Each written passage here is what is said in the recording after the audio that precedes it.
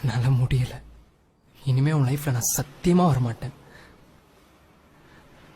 Please இதுக்கு பதில் மட்டும் சொல்லு.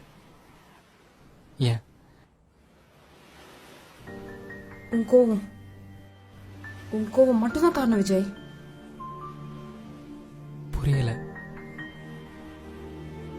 நம்ம லவ் லைஃப் திரும்பி பார்த்தா அதுல சண்டை மட்டும்தான்.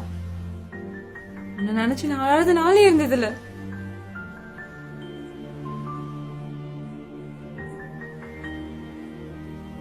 என் லைஃப் மட்டும் ஏன் இப்படி இருக்குன்னு நான் ரொம்ப அழுதுருக்கேன். ஒருவேளை நான் தான் தப்பான ஆள் சூஸ் பண்ணிட்டேனோன்னு ரொம்ப யோசிச்சிருக்கேன். காயத்ரி, நம்ம 2 பேரும் எவ்வளவு சண்டை போட்டாலும் சரி, அதை நெக்ஸ்ட் மார்னிங்கே பேசி சால்வ் பண்ணிருப்போம். பொய் சொல்லாத.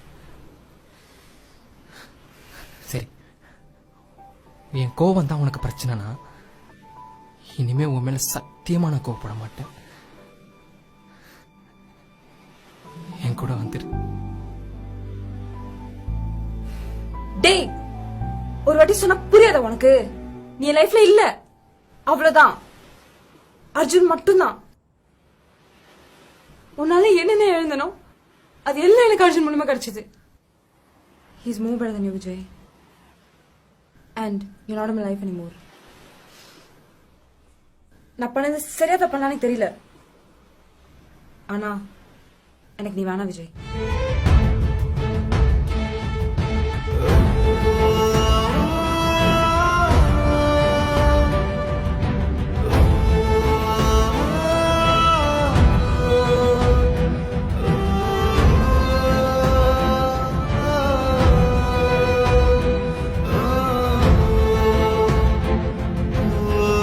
என்ன நடந்தாலும் உன்னை விட்டு போக மாட்டேன்.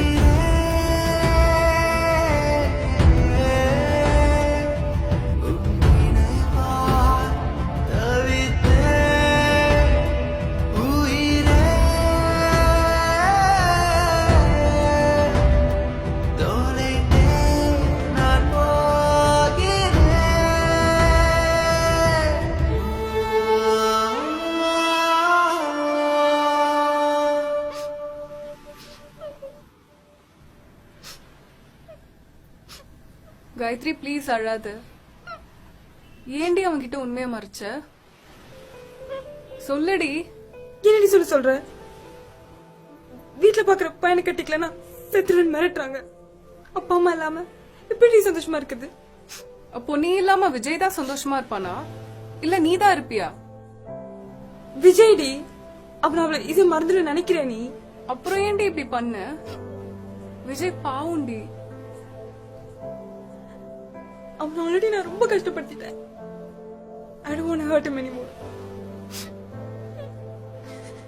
என் வீட்டுல நடந்த கொடுமையெல்லாம் அவனுக்கு தெரிஞ்சதுன்னா அவனை நினைச்சு லைஃப் லாங் கஷ்டப்படுவான். அட்லீஸ்ட் இப்போ அவனுக்கு ஒரு ரீசன் ஆச்சு கிடைச்சிருக்கும் என்ன வெறுக்கிறதுக்கு.